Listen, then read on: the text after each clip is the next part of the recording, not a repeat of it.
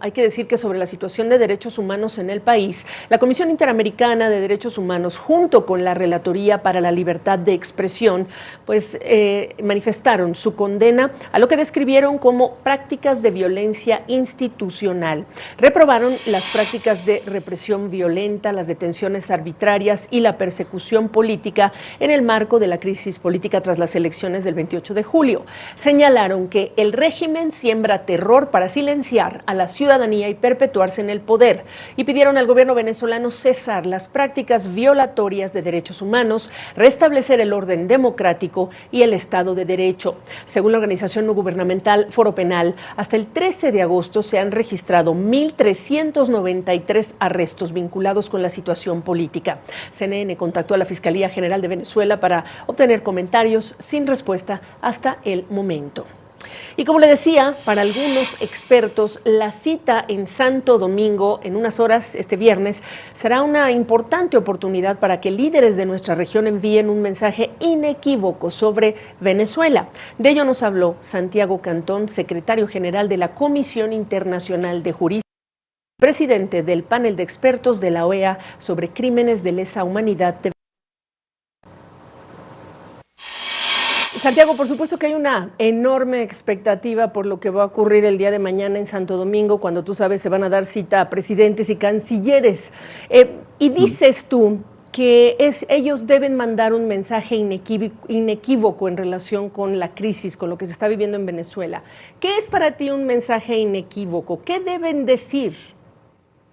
A ver, ya se ha dicho mucho de todo lo que se puede decir en relación con Venezuela. Ya se ha dicho que las elecciones han sido fraudulentas, se sigue pidiendo las actas y ya pasaron 3 semanas, prácticamente en cualquier momento, hace un mes, del resultado de las elecciones.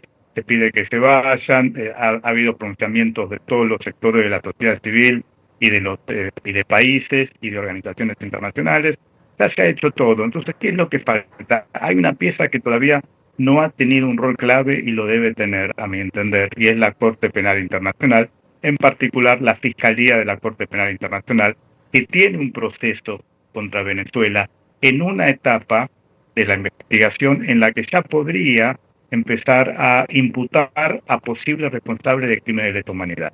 Esa etapa es la que falta y es una etapa súper importante, porque de alguna manera, si bien venimos hablando hace bastante sobre la existencia de crímenes de lesa humanidad en Venezuela, si se le pone nombre y apellido a los responsables de esos crímenes, cambia políticamente la escena en Venezuela. Y creo que eso es lo que es necesario y esperemos que los estados también lo vean de esa manera y le pidan a la Fiscalía de la Corte Penal Internacional que actúen más rápidamente. Desafortunadamente, te voy a hacer esta pregunta quizá un poco incómoda. A tu entender, el que no se ha pronunciado hasta ahora Sadiq Khan en medio de esa investigación en curso, cuando hemos visto pues la celeridad con la que han trabajado, por ejemplo, para el caso de Israel en términos de la guerra, de los ataques del 7 de octubre o la propia invasión rusa a Ucrania, ¿no arriesga mirar a esta entidad como con sesgos políticos porque hasta ahora no se ha pronunciado? No, a ver, como tú sabes, yo estuve como 15 años en el Sistema Interamericano de Derechos Humanos y sé muy bien de la lentitud que tienen las burocracias internacionales y también las burocracias internacionales de derechos humanos o de crímenes de lesa humanidad. El fiscal ha tenido una actitud pasiva, demasiado pasiva, se ha actuado lentamente en el caso de Venezuela, pero de alguna manera siempre se avanzó por el lado correcto, ¿no? Los últimos, desde que se abrió la investigación, hace ya varios años, siempre se ha avanzado lentamente, insisto con eso, pero siempre del lado correcto y esto es importante destacarlo. Ahora bien, cuando estamos en una situación como la actual, en la que el mismo fiscal se ha reconocido la casi segura existencia de crímenes de lesa humanidad en Sí. Venezuela, y ya ha dicho que iba a mirar de cerca lo que estaba pasando en este momento. Y si está mirando de cerca, está viendo que se siguen cometiendo crímenes de lesa humanidad. En ese contexto, dejemos de lado los últimos 4 o 6 años que se ha estado trabajando, pero en el contexto actual, donde el fiscal especialmente pidió que no haya crímenes de lesa humanidad, y se están cometiendo delante de nuestras narices, en contra de miles de personas, porque Sí. son miles los que han tenido, sobre crímenes de los que él dijo que existían en Venezuela, tiene que actuar, no puede seguir mirando para el costado. ¿cuál es el próximo paso? Imputar a algún responsable. Él ya tiene mucha información. Ahora, Santiago, siendo latinoamericano, tú eres abogado, eres argentino, preguntarte, ¿por qué nuestros líderes no lo ven tan blanco y negro? Ya no hablemos del proceso electoral que tiene para muchos pues, sus bemoles. Hay quienes lo ven blanco y negro en relación con lo que pasó. Pero en términos de la represión, la Comisión Interamericana de Derechos Humanos y la Relatoría Especial para la Libertad de Expresión hablan de, en el comunicado que se ha conocido hoy, uso arbitrario de la fuerza, detenciones arbitrarias y desapariciones forzadas, persecución judicial y hostigamiento, censura y restricciones a libertades de expresión, asociación y reunión pacífica. ¿Por qué no lo ven tan blanco y negro en nuestra región los propios líderes? Yo creo que hay un poco de todo. Hay algunos líderes que ya están expresados claramente que están sumamente en contra de lo que está pasando y ya no lo han reconocido. En Milei es un caso, el de Perú es Presidente otro caso. Boric. Boric es otro caso. Hay algunos que lo han hecho. Ahora, eso por un lado es bueno, pero por otro lado siempre tenemos que tener un canal de comunicación, porque el objetivo en este momento, ya, a mi juicio, ya no es decidir o no si hubo fraude en las elecciones, pues ya sabemos que hubo. El objetivo es la transición. Y si no hay ningún presidente de la región que tenga la capacidad de poder dialogar directamente con el régimen, no hay forma de que se pueda hacer una transición lógica. Se puede llegar a hacer, está muy difícil y eso queda claro. Pero si todos los presidentes de la región salen a denunciar directamente el fraude con el régimen de Maduro, que vimos cómo se reaccionó en los casos de Boric, de Milei, de Perú, no va a haber absolutamente ningún canal de comunicación.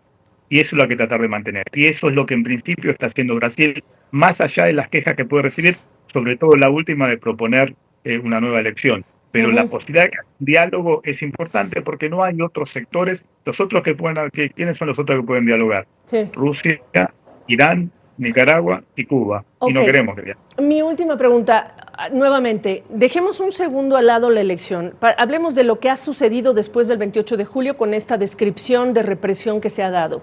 Preguntarte, ¿qué tipo de precedentes estaría sentando en términos de validar la conducta del oficialismo si es que se acepta repetir la elección? Es decir, que a punta de uso arbitrario de la fuerza, de detenciones arbitrarias, de persecución judicial, ¿un régimen puede perpetuarse? ¿Tú estás de acuerdo a favor de que se repita la elección?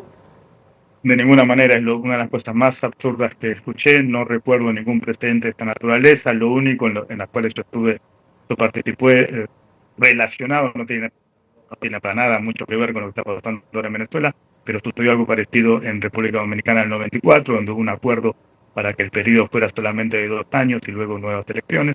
No tiene absolutamente ningún sentido. Es como estacionar el auto en el garaje de un ladrón de autos. O sea, el problema no son las elecciones, el problema es que no se quieren ir del poder.